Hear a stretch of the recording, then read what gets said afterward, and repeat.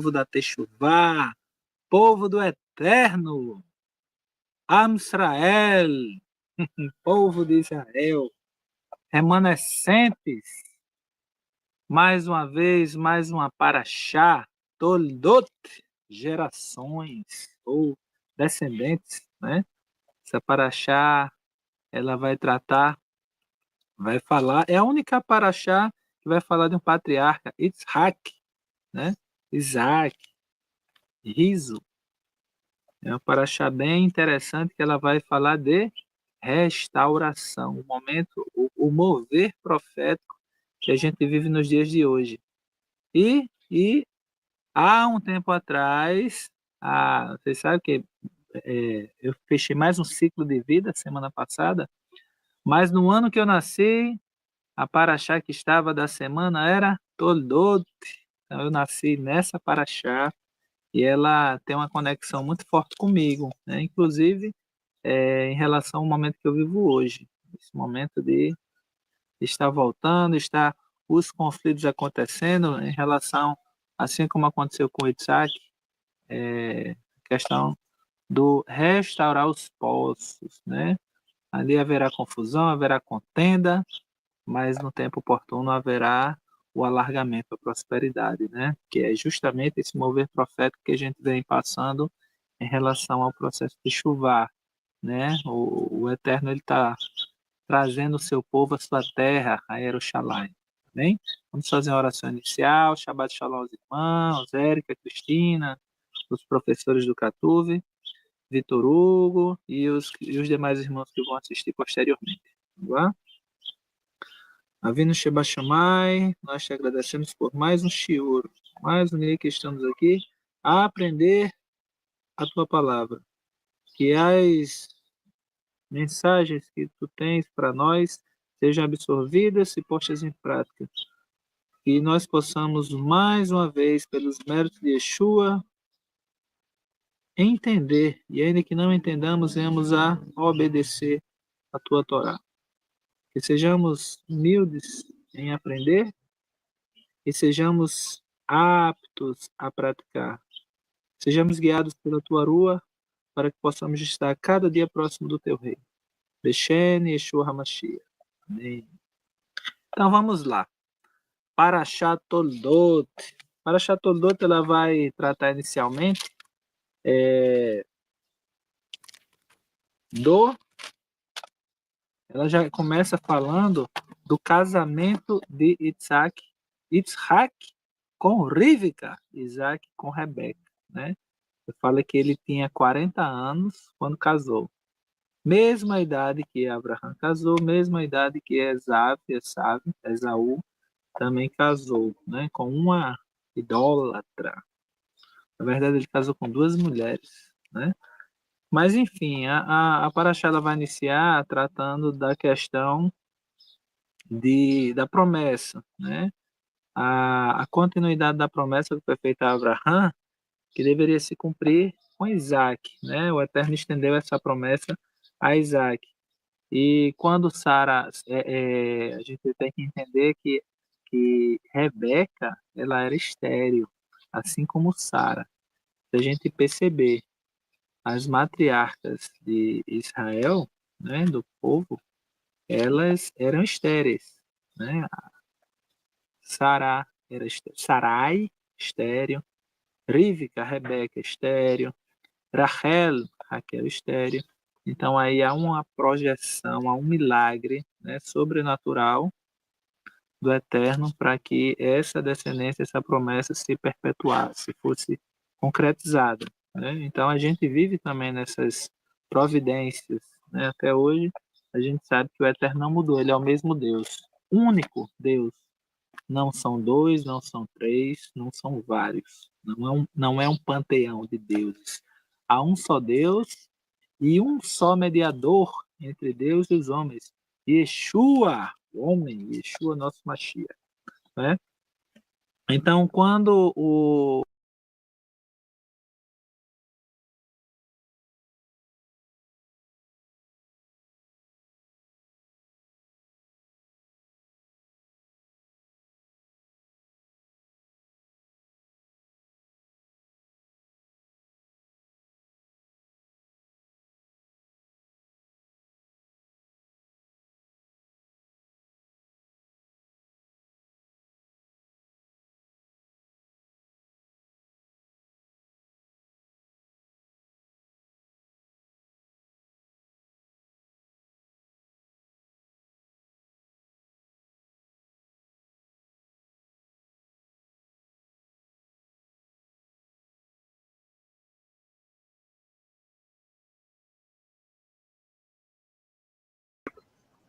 Eu acho que Vitor congelou Roche Wallace. Teria como dar continuidade? Depois ele volta? Tem. Amém, então. Raftará, então, com o nosso querido Roche Wallace. Amados, acontece, né? Shalom, shalom. Vamos para Haftará, né? Estamos em Malachi, né? Malaquias, e acontece, e está em uma conexão muito grande com a Haftará, sempre com a Paraxá. Então, nós podemos tirar muitas lições, né? Então, Malaquias abre com a declaração de um amor divino por Israel. E aí é onde está o amor do Eterno ligado com a Haftará, com a Paraxá, é um amor eletivo. Então, ele é dito que o Eterno amou. Aí eles perguntam, e como é que demonstra esse amor? Né? Porque justamente estavam muitas situações acontecendo e eles não estavam vendo claramente o amor do Eterno. Então, muitas das vezes, talvez nós podemos até enxergar dessa forma. Não, como é que o Eterno me ama se estou debaixo de tanta luta, de tanto deserto, de tanto sofrimento, né? Mas o Eterno tem um amor eletivo com Israel. Então, percebam. Então, ele diz, eu amei a Jacó e aborreci, em outras versões, odiei a Esaú, né? Esaú. Então, percebam que quando nós colocamos no nível literal, simples, Jacó é Jacó, Esaú é Esaú. Mas se você pegar com uma tipologia, que alguns falam assim, né? Mas, na verdade, seria um remes. Então, vai já ter um significado mais profundo. Então, Bereshit 25, 23, onde Hashem profetiza, o mais velho servirá o mais novo. Malaquias refere-se ao cumprimento desse desígnio divino, a advertência aos sacerdotes. Percebam bem, Hashem repreende os sacerdotes que desonram o seu nome ao oferecer sacrifícios imperfeitos. Sabe aquela frase que diz assim, ao Eterno entende. Ah, mas Deus entende, né? Ah, mas Deus perdoa, e banalizando o seu comportamento. O comportamento, as pessoas chegam com essa frase, vamos dizer assim, querendo arrumar um pretexto para pecar. Então, é melhor refinar o mandamento para obedecer melhor do que você ou eu chegar e dizer, Deus entende, e diminuir a obediência. Então, tem isso que nós podemos ver nas pessoas. Então, as pessoas, não, eu vou adorar ao Eterno, mas é de qualquer jeito.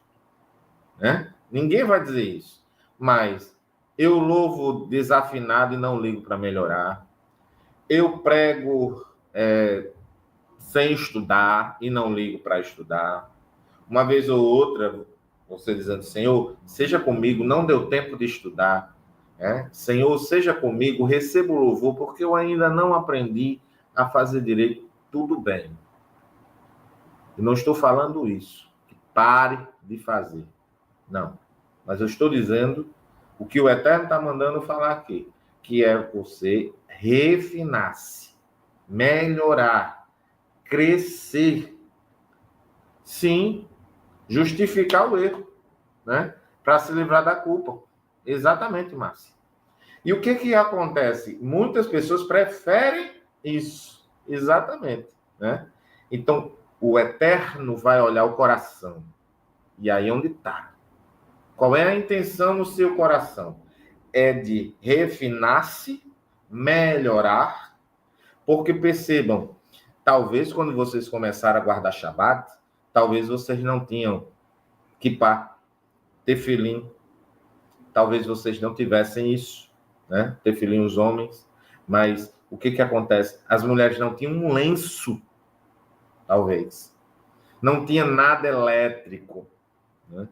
Mas o Eterno deu uma cafeteira, o Eterno deu uma condição, o Eterno foi dando e você foi melhorando. Aí o Eterno disse, está melhorando, está obedecendo melhor. Mas quando a pessoa diz que não, aí o Eterno vai ver o coração, a falta de interesse. Então, muitas das vezes, os sacerdotes estavam oferecendo sacrifícios imperfeitos. O que acarretou em Malaquias, capítulo 1, do 6, né? Ali, versículo entre o 6, por ali, ele vai dizer, deixar bem claro que 6 ao 8, ele vai deixar bem claro que o povo, no capítulo 3, do 8 ao 10, ele vai roubar a Deus. Em que roubamos? A consciência estava cauterizada. Porque o exemplo, ele constrói o bom exemplo. Porque se você for evangelizar, vamos dizer assim, pregar, você pode pregar com o exemplo, sem nenhuma palavra. Mas ele vai construir. Se possível, você usa palavras. O Fernando fala muito isso. Mas o mau exemplo também destrói, né? E muitas das vezes eu falo para a pessoa vai falar, não, mas fala muito isso para mim, vocês não imaginam o quanto. Não, mas eu estou fazendo isso e às vezes é uma coisa que denota a aparência do mal. Aí eu digo assim, o mau exemplo é seu, o testemunho também. Você quer um testemunho bom ou um testemunho ruim? Então eu puxo a pessoa para uma reflexão. Porque muitas das vezes não é bom o testemunho. Então, aqui tem uma conexão também com os papéis de vitória, são cuidadosamente distribuídos por Jacob e Esaú. Aqui vemos a responsabilidade da liderança espiritual, exige fidelidade para total a Hashem. Hashem não quer só a mão, ele quer o corpo todo. Deus entende meu coração. Então, muitos pregadores antigos diziam, ele não é açougueiro, concordo. Não é açougueiro, para querer só o coração. Não, é o corpo todo. Então, muitas das citações rabínicas diz assim, não, mas a alma diz, só eu pequei, o corpo não. Entendeu? E o corpo diz, não, a alma que pecou, eu não pequei. Então, o Eterno pega e coloca as duas juntas, né? Para fazer o juízo. Então, um comentário do Targum, Jonathan, comenta que o contraste entre Jacob e Esaú reflete o amor à eleição soberana de Hashem por Israel. Malaquias utiliza essa dualidade para fortalecer a necessidade de Israel permanecer fiel à aliança. E aí é onde vai falar do amor eletivo, né? Hashem e Israel é um privilégio ter esse amor e responsabilidade fiel ao Eterno. O amor eletivo de Hashem, Deus escolhe e ama aqueles que demonstram fidelidade a Ele. Olha só, mas rejeita a soberba e a impiedade. Responsabilidade espiritual. Os líderes espirituais, como os sacerdotes, têm responsabilidade maior de honrar a Deus. Por isso que Tiago diz, não queiram ser professores. Não queiram, porque se vocês forem, vocês serão cobrados com maior rigor. Eu vejo pessoas sendo professores, ensinam a Torá errado. E eu não estou falando só quem está em Techuvá, é geral isso daqui. Aí eles ensinam e depois carro quebra, acontece bagunça dentro da casa, não querem dizimar, não querem fazer nada de Torá. E tem gente de contabilidade, uma vergonha, ensinando a não dizimar. Então, percebam e diz, não, mas eu sou fiel a Deus. Então, quebra de mandamento para ser fiel a Deus, isso daí não me entra. Não bate com a Escritura. Então, se você puxar para a Escritura, vai dar um pensamento bem melhor, né? Então, a santidade no serviço também. O serviço divino não deve ser tratado com desprezo ou negligência, mas com reverência e dedicação. Vamos orar, vamos orar, reverência. Muitas pessoas, quando conseguem uma condição financeira melhor, fazem o quê? Abandonam o momento de oração, na hora. Na hora. Né? E eu vejo que o primeiro sinal, isso já é minha experiência com o Eterno, que eu sempre vi isso, o primeiro sinal de que a pessoa está realmente afastado dos caminhos, afastado de escritura, seja na techuvá, seja não, ela diz assim, não ore por mim. Pronto. Isso daí é fechar. Não quer oração. Né? Então, tem pessoas que dizem isso. Né? Exatamente. Quer viver da forma que quer. Só que esquece que tem uma palavrinha para seguir Yeshua, tem uma palavrinha chamada renúncia. O que é aquilo? Você tem que renunciar a si mesmo. Fazer a vontade do Eterno, mandamento. Não tem o que explicar. O contexto é judaico. Olha, bastaria eu dizer, ou vocês dizerem, eles são judeus, eles nunca violariam a Torá. Mas está tão cauterizado a mente do povo que ele diz, sim, e daí? Vocês entendem como é? Está cauterizada.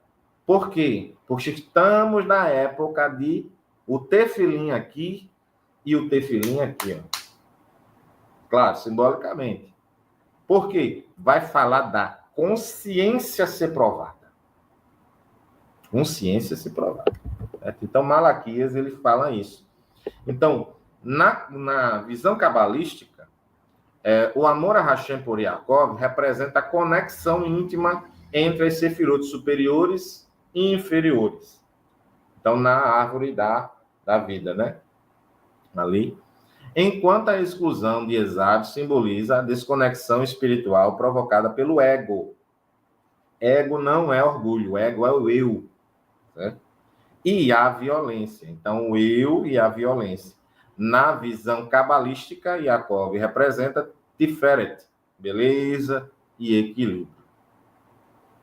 Na visão cabalística, Esav é Gevurah, mas um rigor desequilibrado. Você pode ver que desequilíbrio ali. É um rigor desequilibrado. Se fosse o rigor equilibrado, está correto. O amor de Hashem por Yaakov reflete a harmonia e o propósito divino do universo, enquanto Esav simboliza as forças que se afastam dessa harmonia. O serviço imperfeito dos sacerdotes, segundo a Kabbalah, interrompeu o fluxo da luz divina, o que é corrigido pela fidelidade a Hashem.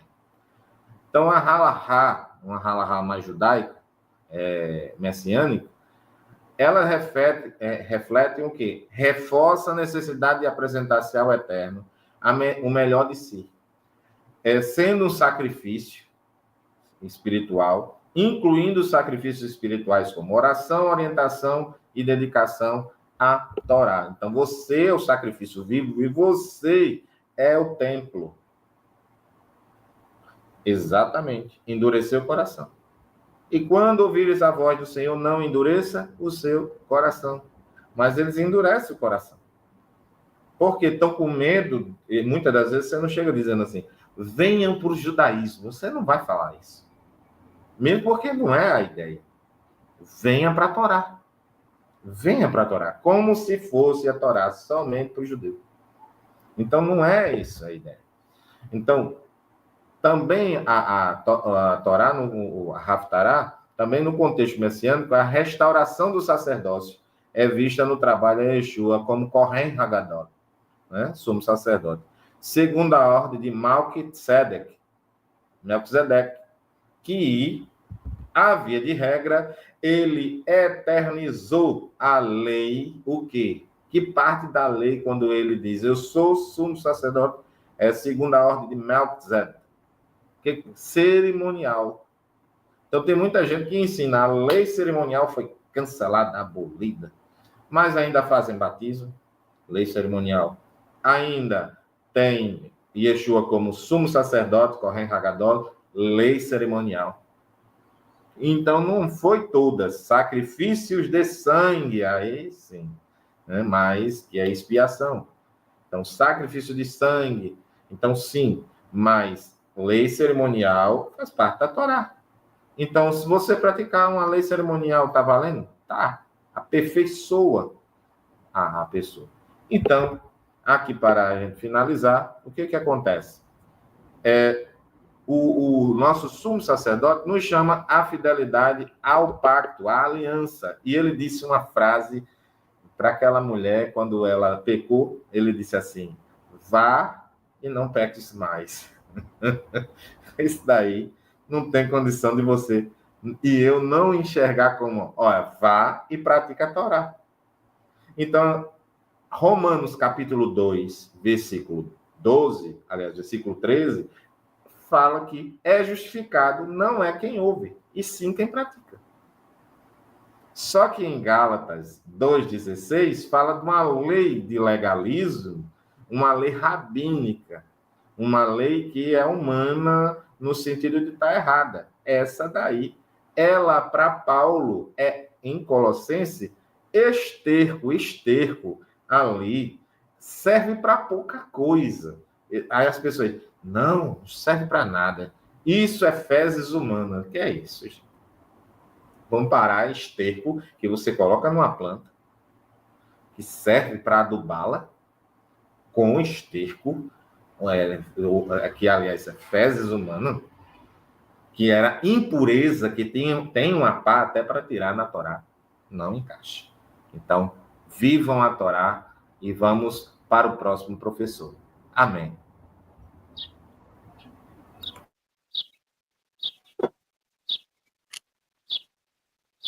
Voltei. Como a gente estava falando, teve um problema aqui na conexão. Desde o Shabbat passado, 5 minutos, meu celular parou, né? Mas vamos lá. Como a gente estava falando de Rebeca, né? E tem aquela questão que Isaac orou o Eterno e Rebeca engravidou. E ela sentia aquela coisa diferente, aquele conflito lá no ventre dela. E ela orou ao Eterno e perguntou: não aguento mais. O que está acontecendo? E o Eterno revela para ela, né? Que ali vai ter duas nações, que eles estavam em conflito, em briga. Já havia uma briga no ventre ali e dá aquela promessa que o menor seria maior, né? Quando a gente percebe isso, é uma profecia, claro, e a gente vê que hoje, até hoje, essas nações vivem em conflito, né?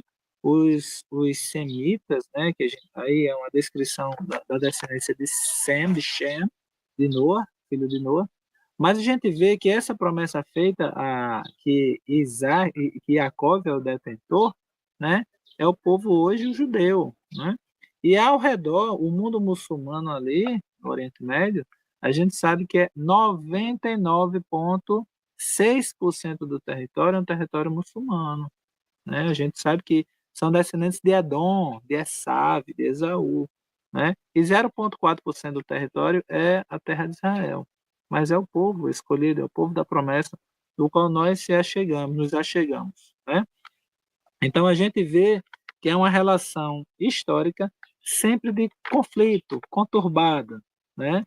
Mas naquele momento, Isaac Jacó, ele já percebia ali o propósito da promessa, por ser um homem de tendas, né? Que ele ficava na tenda ali sem fazer nada.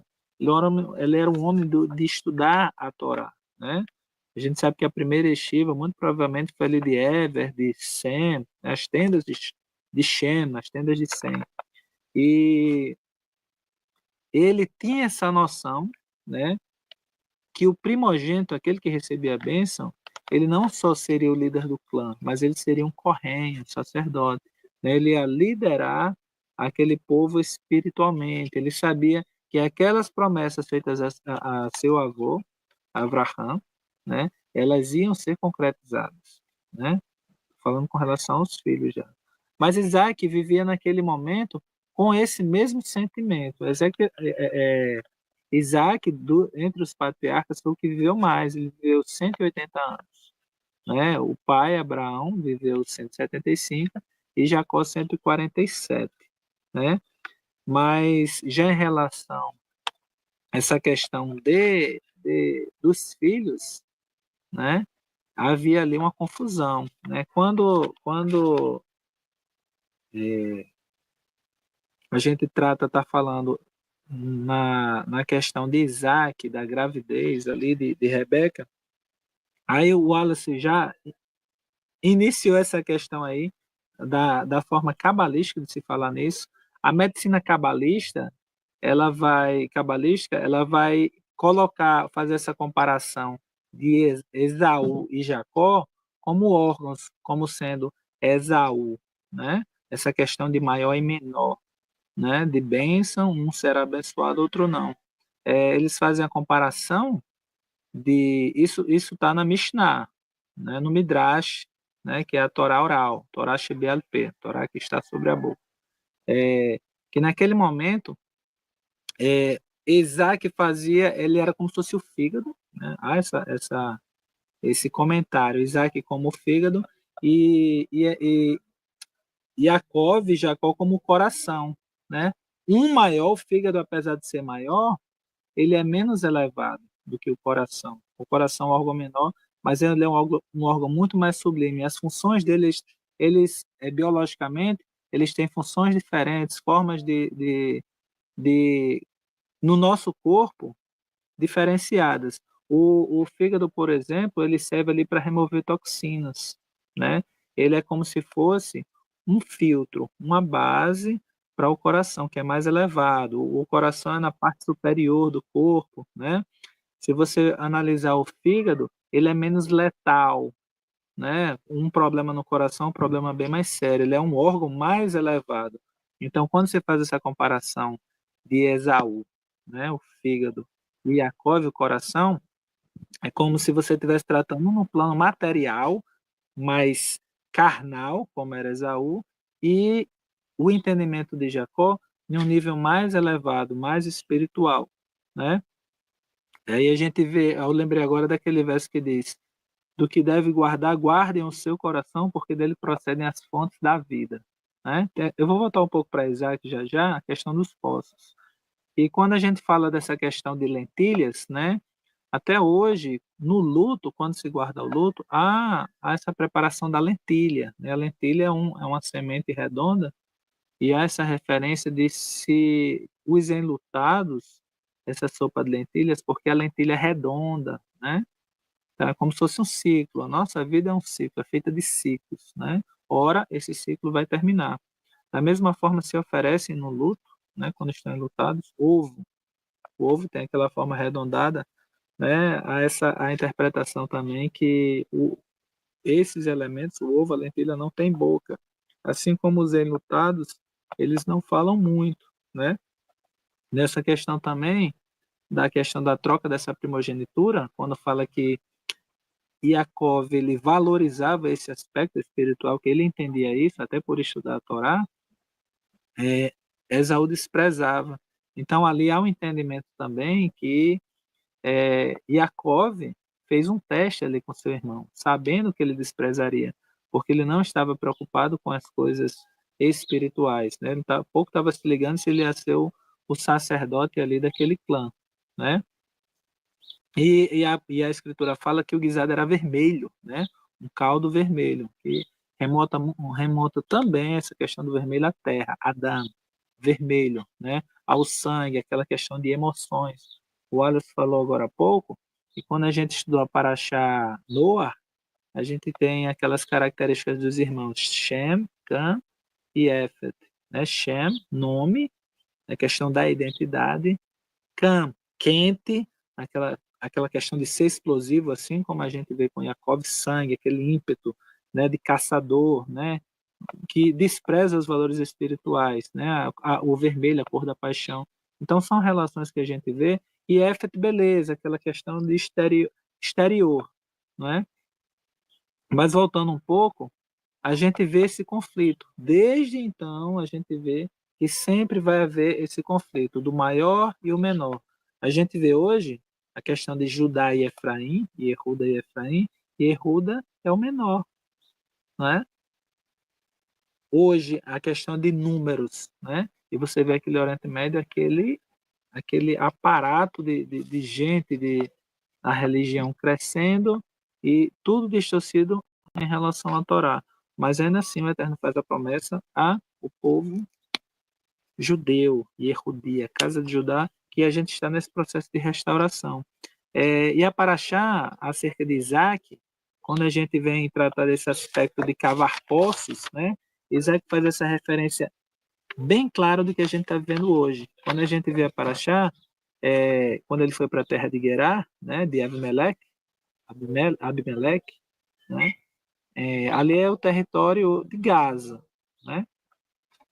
E ele prosperou e ficaram com inveja dele, e ali começou. Eles começaram a entulhar, colocaria ali nos poços que Abraão tinha cavado.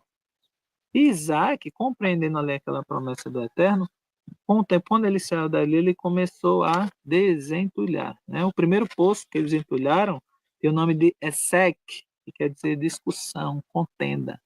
Se a gente trazer para os nossos dias de hoje, quando a gente começa a entrar nesse processo de chuva de restauração, vai haver contenda, vai haver palavras, brigas, as teologias querem tirar, entulhar o ensino genuíno da palavra.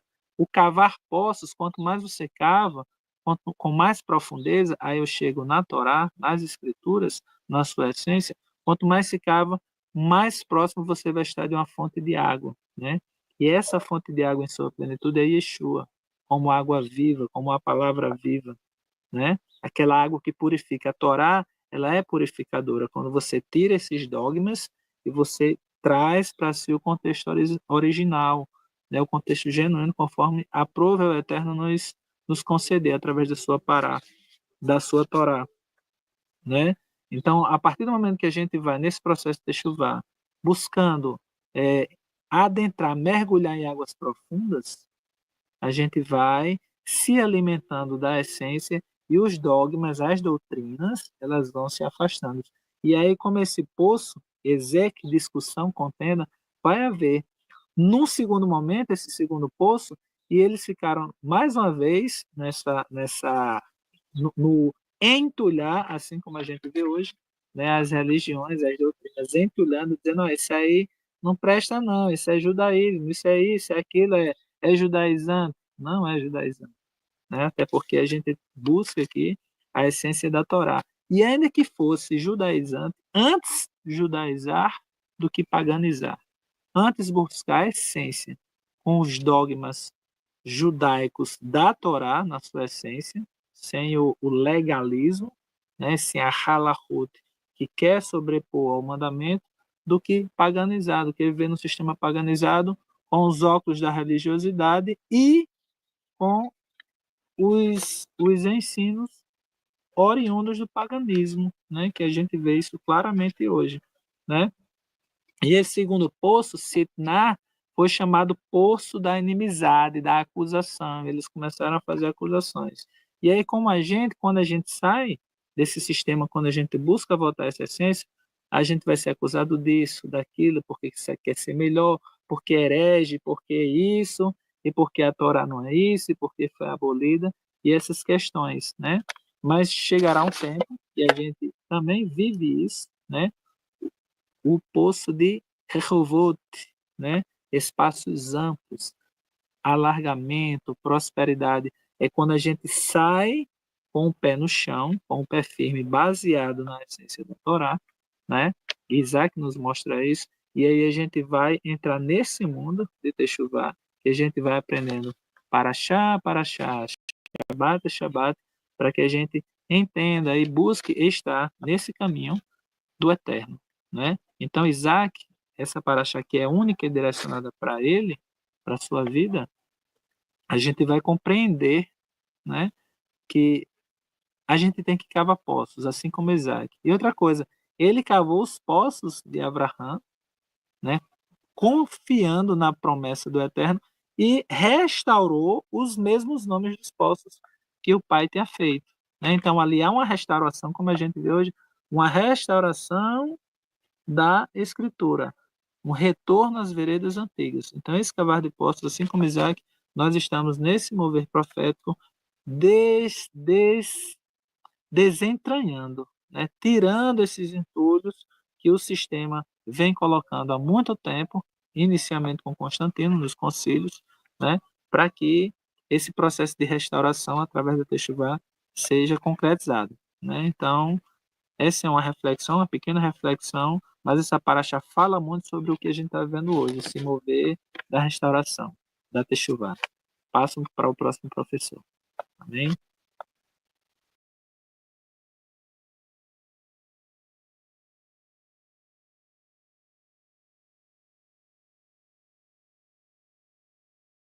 Shalom.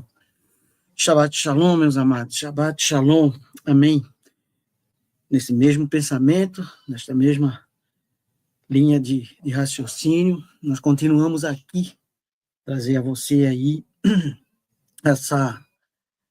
esse caminhar, né, a qual nós temos aí. A palavra hoje, temos aí a porção lá em Romanos, temos a porção em Mateus, temos uma porção em Hebreus, né, e eu vou ficar com a última de Hebreus aqui, vou dividir com o irmão Rodrigo, daqui a pouco ele entra falando em Mateus, eu vou ficar só com que já é bastante coisa, porque a palavra de Deus, ela tem muita coisa, de linha em linha, de palavra em palavra, a gente tem que buscar aí o entendimento, né? Então eu fiquei com a porção aqui, a partir, se você quiser me acompanhar ali, a partir de Hebreus 12, do 14 ao 17, aqui Shaul Rachalia, né?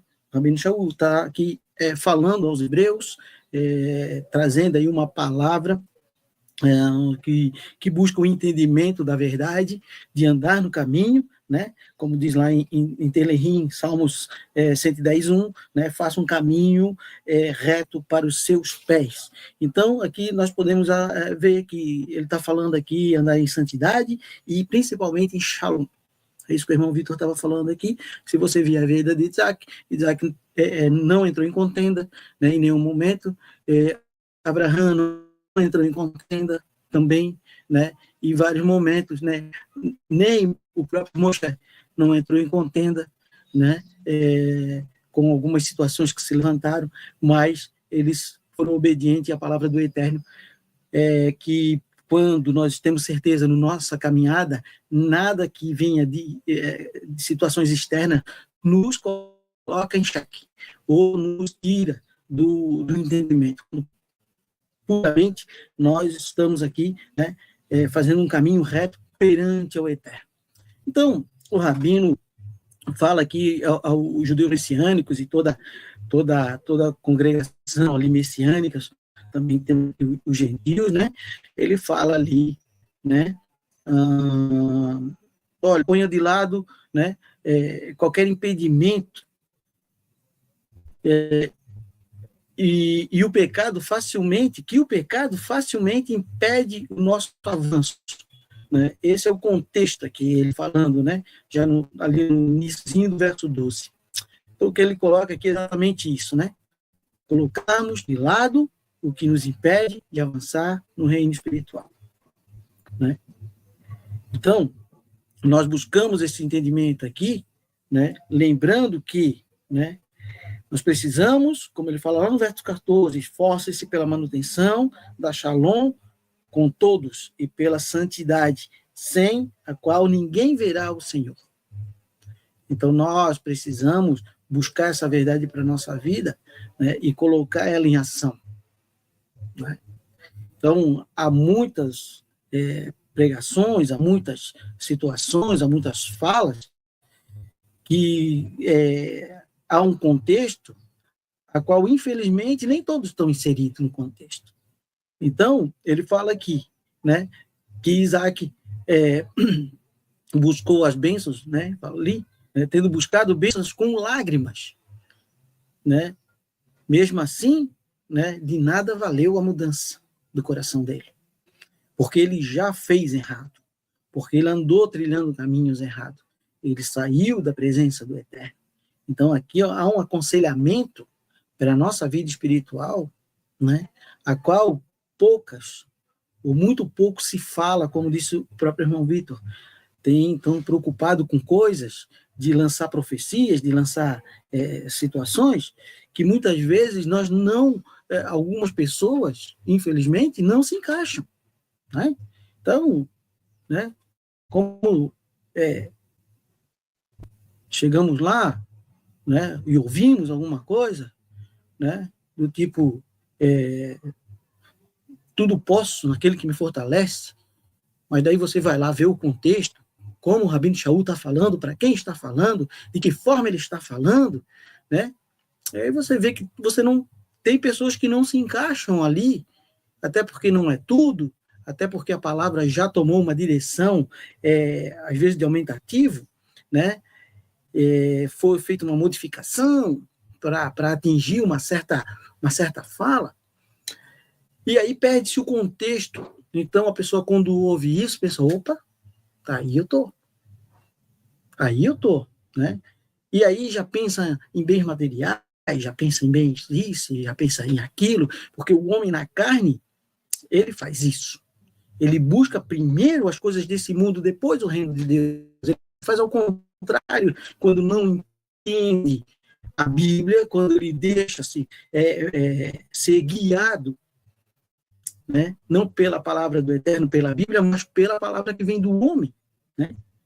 Como colocando ali algumas coisas, né, de interpretação própria, coisas que quando tu procura na Bíblia tu não acha, porque na verdade não tem, é texto sem contexto, né? Então aí o que acontece? Nós passamos a sofrer, a ter todo uma falta de entendimento nesse mundo espiritual que nós tanto buscamos, mas pouco sabemos como ter ou reter isso, né? Isso, né? Então, temos que ter aí, né, olhos e ouvidos, né, espirituais, para entendermos o que o Eterno quer falar conosco. Agora, quando você estiver lendo, né, e você buscar para si aquilo ali, primeiro que você tem que pensar se eu me encaixo.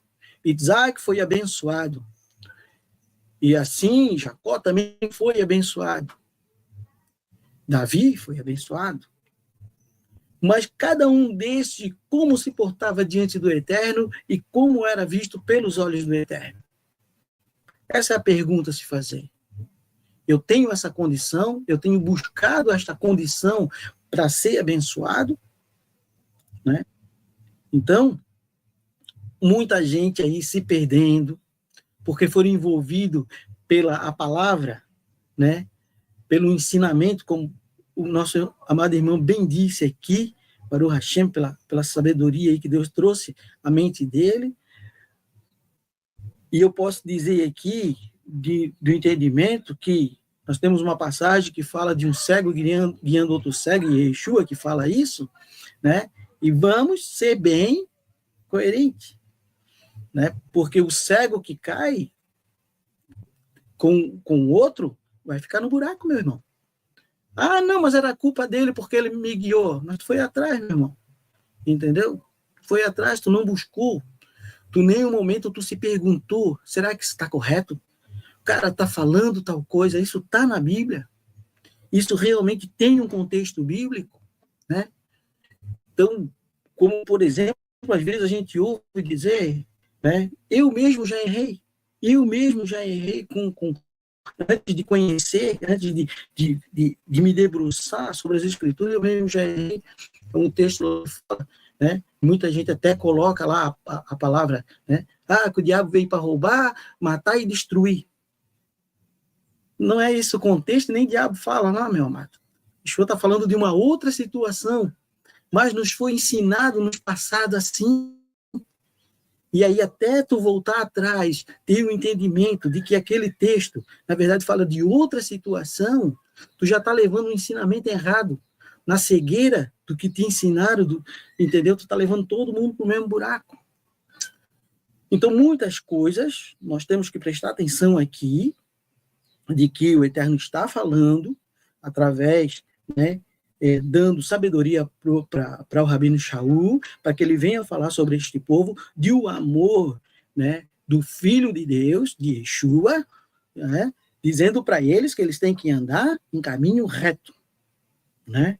Cuide para que ninguém perca a graça de Deus, para a qual ninguém verá o Senhor.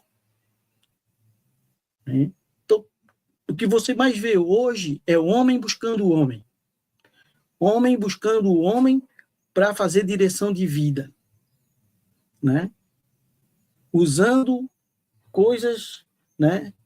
Eu vou te tirar uma palavra aqui para ti, A pergunta é, como está a tua vida perante ao Eterno? Tu tens feito conforme é dito? Tu tens cumprido? Tu tens amado? Tu tens te esforçado? Tu tens deixado de lado coisas que o Eterno não se agrada? Tu tens renunciado?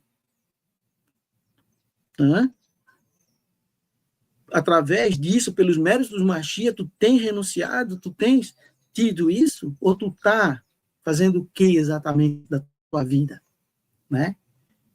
Então, ele fala lá no verso 16, que não haja ninguém sexualmente imoral ou ímpio, como é sábio.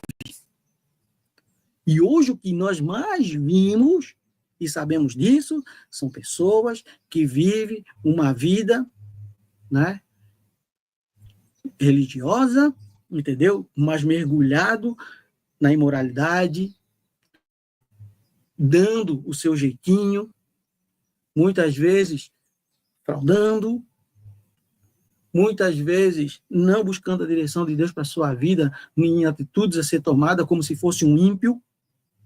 E essa é a verdade. Vendendo, bajulando e vendendo coisas, oferecendo coisas que não podem ser cumpridas na vida da pessoa, porque a pessoa não vive, não está inserido no contexto das bênçãos que o Eterno tem para a vida de cada um. E aí? Mas Jesus te ama, sim. E Yeshua te ama. Pois ele já deu a vida dele para a nossa salvação. Ele já veio, já fez. Agora é a nossa vez de buscarmos isso, agarrarmos isso com toda a vontade, com todo o querer. Né?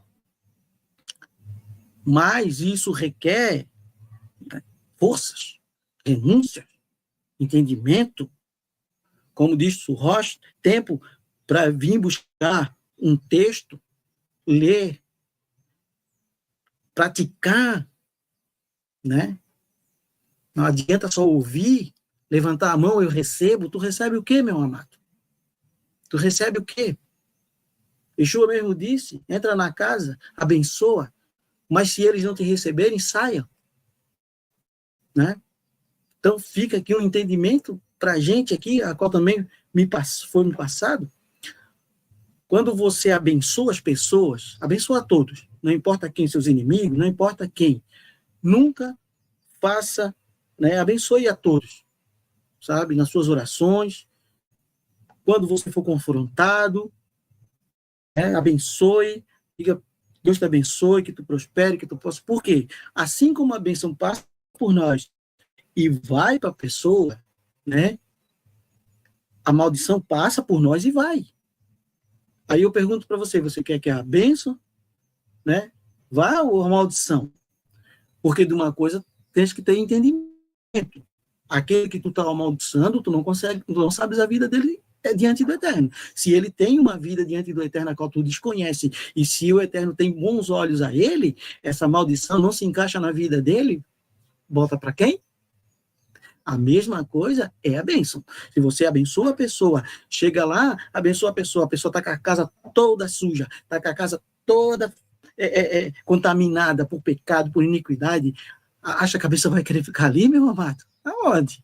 Ela não vai achar lugar para ela, porque é algo divino, é algo que vive no Kadosh. Não tem. Para quem que ela vai voltar? Para quem é Kadosh? E quem é Kadosh que é capaz de perdoar o seu inimigo e lançar a sua bênção? Aquele que vive em retidão, como diz a palavra, fazendo um caminho em retidão. né? Então pense nisso. Faça valer cada letrinha que está escrito, né? Se possível, busque no original para não cair nas traduções bíblicas, feita também pelo homem, né? E quando alguém lançar algo sobre uma palavra, pergunte-se, você se encaixa nesse contexto? Esse contexto veio para você? Né? Por isso é que muita gente esfria, morre, né? É morto, como se costuma dizer aí, né? Ah, mataram o irmão. A palavra matar o irmão. Já estava morto, meu amado. Ele não tinha nada, ele já estava vivendo uma vida fora da presença do Eterno. Aí qualquer coisinha, qualquer pedrinha que ele tropeça, ele já cai. Entendeu? Como Shaul fala aqui, né? Não tem como, né? Você ver ao Eterno, né? Sem se esforçar pela manutenção da sua shalom, sem se esforçar, né? Sabendo que o pecado, ele facilmente impede o avanço, então tu não consegue, entendeu?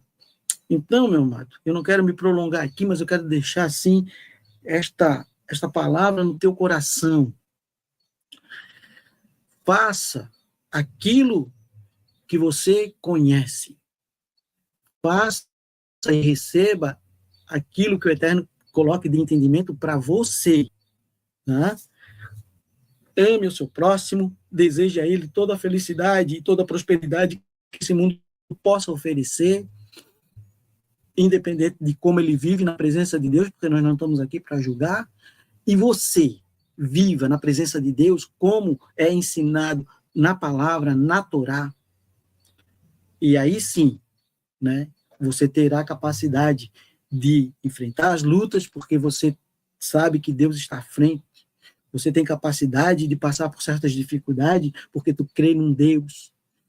Porque pelos méritos do Mashiach, tu podes chamar a existência da tua vitória, porque perante ao Eterno, tu vive em santidade. Então, quanta coisa nós temos aqui, não é verdade? E que nós poderíamos passar o dia aqui conversando, e passar horas aqui, trazendo uma Abrahá, né, neste Shabat, para edificar nossa vida de forma tal que a gente ia, né, só assim, tá se alimentando de coisas grandiosas que vêm da parte de Deus. Mas amém por você, que o Eterno lhe prospere, que o Eterno lhe abençoe, que seja um Shabat abençoado, e que assim seja na sua vida, na sua casa, na sua família, e que haja cura, libertação, salvação, e que você entenda o propósito do Eterno sobre a sua vida e faça valer a cada segundo, a cada minuto, a cada dia, seja o mês, seja o ano, e Baruch Hashem, porque o Eterno é conosco. Amém? E a sua misericórdia e graça é grandiosa. Baruch Hashem.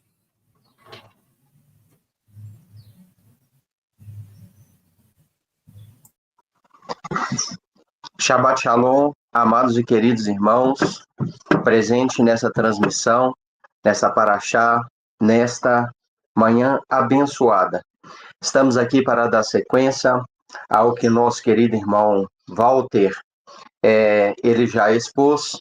Estamos aqui com a incumbência de transmitir mais uma vez aqui a extensão daquilo que faz parte da nossa paraxá de hoje, através da Brit Hadashah, Aliança Renovada, ou como a grande maioria conhece, do Novo Testamento.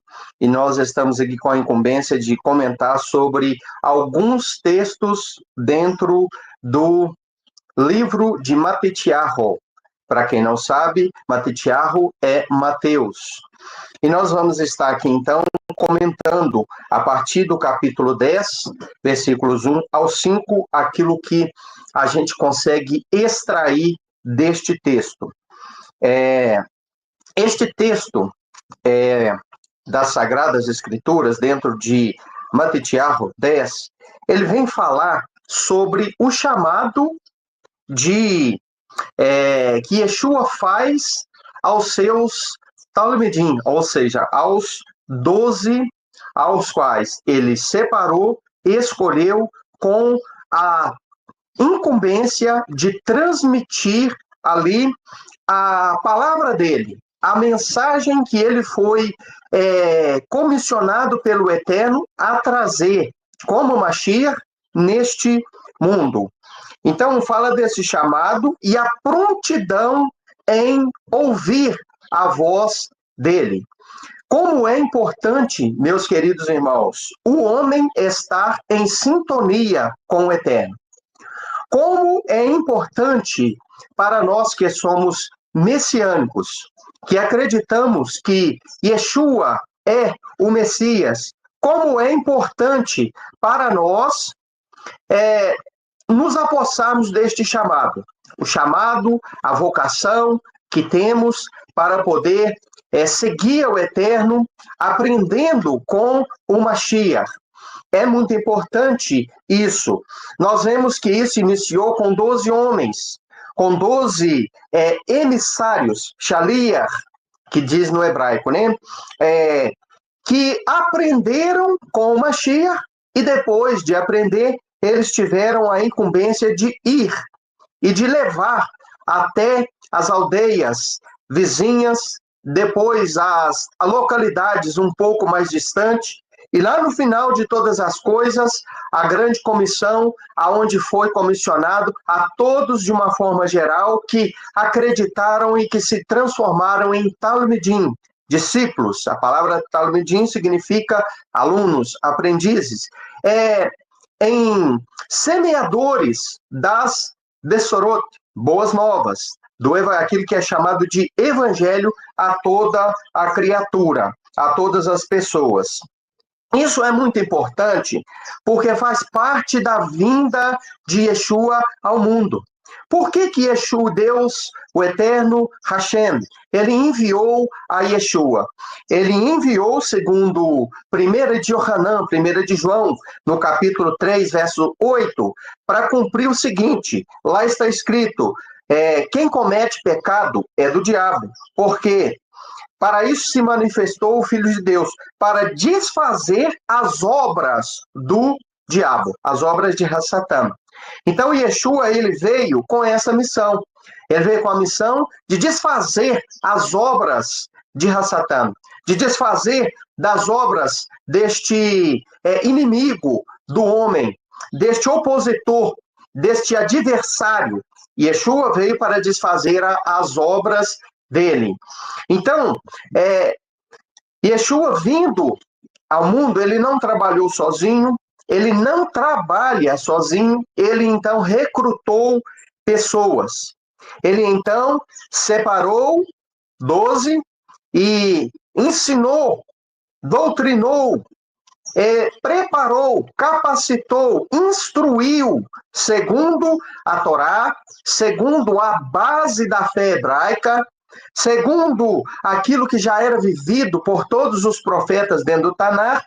Ele então ensinou, instruiu, deu capacitação a estes 12 que foram chamados e depois comissionados a ir, baseado naquela autoridade, pois dentro deste capítulo nós encontramos a expressão: eis que vos dou poder, autoridade sobre toda a enfermidade, sobre os espíritos maus, sobre as hostes da maldade. Então, Yeshua, ele veio com este propósito de desfazer as obras do mal, de trazer a luz para o povo que jazia em treva, e os discípulos, os 12, os escolhidos primeiros, Shaliach, apóstolos, que chamados de apóstolos, receberam então esta incumbência.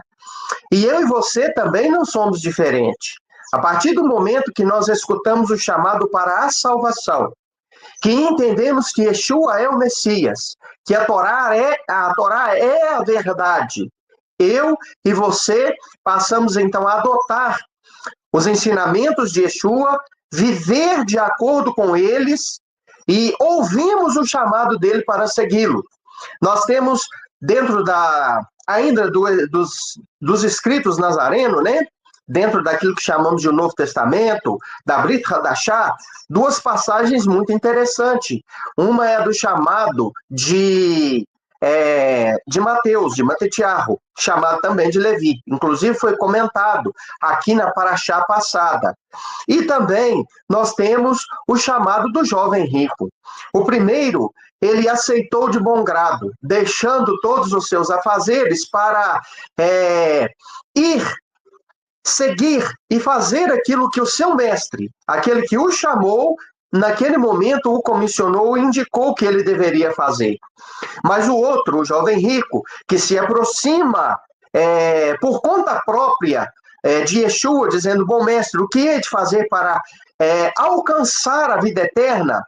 Ele simplesmente, ao ouvir o chamado, quando Yeshua falou, olha, você conhece os mandamentos? Guarda os mandamentos se você quer ter a vida eterna. Ele simplesmente se entristeceu mediante a palavra de Yeshua, ao explicar ao jovem, né, explicando que desde a sua mocidade guardava tudo aquilo, todos os mandamentos. Então Yeshua disse para ele, então vende tudo que você tem e me siga. Ali Yeshua estava chamando ele, semelhantemente chamou os 12 aqui dentro do texto analisado. E qual foi a postura dele? Qual foi o comportamento dele? O que ele fez naquele momento? Ele simplesmente se afastou triste, e a Bíblia faz silêncio e não fala mais absolutamente nada a respeito dele dali para frente. Esta é a única passagem que trata sobre aquele jovem, que começa bem com ele se oferecendo, se aproximando, mas que termina mal, mostrando o seu afastamento e, consequentemente, o seu entristecimento com a palavra que lhe fora ordenada. Então, querido e amado irmão que está analisando esta paraxá, essa porção da Brit Hadashah, aqui comigo, conosco, com os demais professores, nesta manhã. O Eterno, através de Yeshua, ele sempre terá uma vocação, um chamado, uma orientação específica ou coletiva para mim e para você.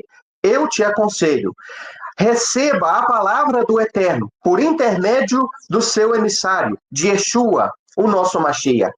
Receba a vocação que ele tem para você, o chamado que ele tem para você e corresponda ao que ele está falando para você. Corresponda ao que ele está te instruindo a fazer. Naquele momento, os 12 foram instruídos a ir até as aldeias, as cidades, como Shaliach, como representantes, de onde veio a palavra apóstolo, né? Que significa enviado.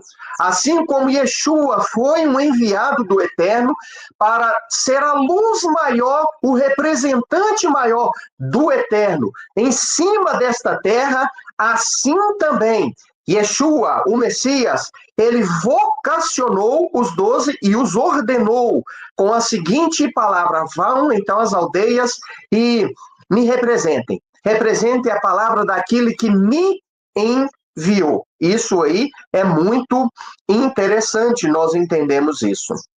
Então, a missão distinta, que duraria desde o seu chamado ali, o seu início, até a consumação dos séculos. E também dentro deste texto, nós encontramos Yeshua falando duas coisas. Primeiro, somos enviados como ovelhas perante os lobos. E segundo, devemos ser prudentes como as serpentes, inofensivo como as pombas. Olha que comentário interessante.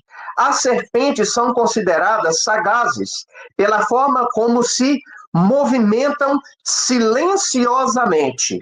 Olha que interessante. Conforme Gênesis 3:1, né, nós vemos que assim foi destinada o movimento, né, da serpente. Ele é um movimento silencioso. Por mais que aquele animal seja um animal de grande porte, porque existe as de pequena, médio e grande porte, ele não faz barulho. É um animal que se movimenta silenciosamente e que dificilmente, às vezes, é percebido. Ele é percebido e é considerado um animal sagaz, prudente. Um animal que se movimenta silenciosamente e que é eficaz na sua operação no seu modus operandi.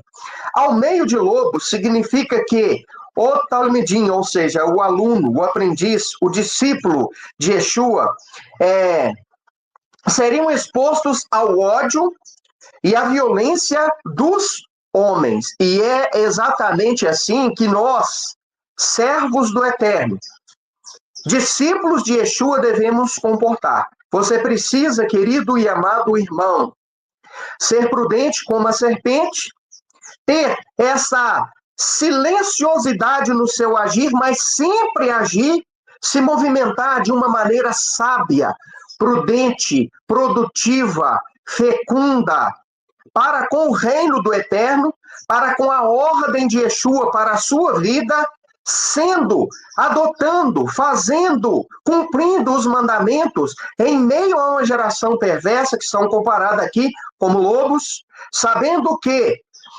esta fé, a fé genuína, a fé verdadeira, a fé no verdadeiro Filho do Eterno, na palavra de Hashem, ela traz para nós algum certo desconforto, perigo e ameaça.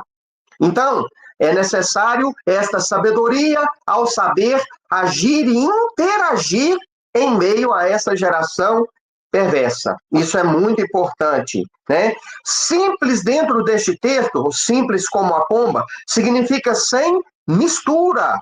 Olha que interessante, seja prudente como a serpente e simples como a pomba. Este simples aqui, dentro da sua originalidade linguística, significa pureza e inocência.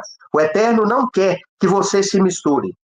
Que eu e você possa ser como uma água potável dentro de uma garrafa PET, por exemplo, mergulhado lá no mar. Se eu e você pegar uma água de uma mina natural, colocar ela dentro de uma garrafa PET, jogar ela dentro do mar, ela vai ficar misturada com uma água impura para o consumo. Ela vai ficar misturada, mergulhada em meio a um contexto totalmente inapropriado para o consumo. Porém, por ela estar isolada pela garrafa PET, ela não vai se misturar com a água salgada, imprópria, ruim, amarga e até mesmo mortal do mar. Então, que eu e você seja simples como a pomba, ou seja, que venhamos a ser puros, manter a pureza, manter a inocência em meio a esta geração que Shaul, dentro de uma das suas epístolas, se eu não me engano, é aos Filipenses, e também Teófilo, Lucas, né, a Teófilo, dentro de em Atos dos Apóstolos, também confessa isso, que nós estamos vivendo em meio a uma geração pervertida e corrompida.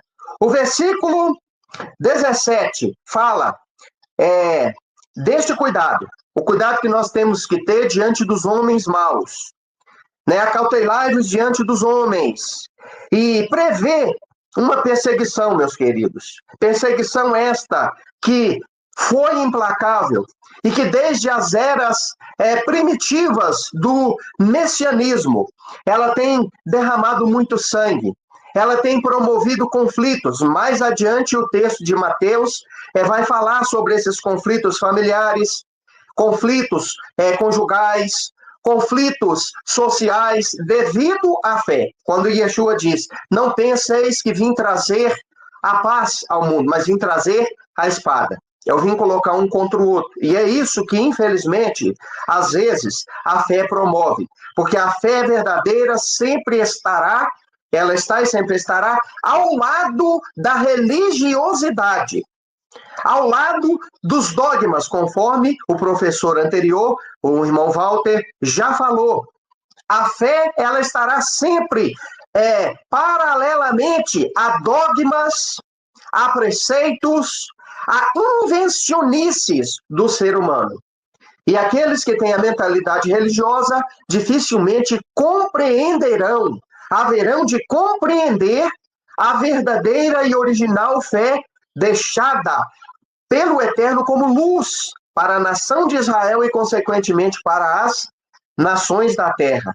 né? Fé esta que Yeshua veio representar de uma maneira imponente, maior, e de uma forma, assim, muito grandiosa. Então, o versículo 7 fala desta perseguição, prevê essa perseguição, fala da necessidade da perseverança dentro deste processo até o fim. Quando se diz, aquele, porém, que perseverar até ao fim será salvo. Isso é muito importante, né? Dentro do texto de Mateus 24 ao 33, fala da hierarquia, ou seja, o discípulo talmidim não é maior do que o seu mestre, seu rabi. E nem o seu rabi, que no caso é Yeshua, é maior do que aquele que o enviou, que é o eterno, que é ao Pai. Então tem uma hierarquia dentro do reino. O Pai é maior. Yeshua não é o Pai. O Pai é maior do que tudo. Ele é o único Deus, Criador de todas as coisas. Echad, Shema Israel, Adonai Eloheinu, Adonai Echad. Yeshua é o representante, é o Shaliach. Shaliach existiu diversos, vários. Inclusive Moisés, foi um Shaliach. Então, Yeshua foi um Shaliach com uma luz maior do que todos aqueles que veio no passado e aqueles que virão ainda no futuro, né? Então, ele é o Shaliach maior.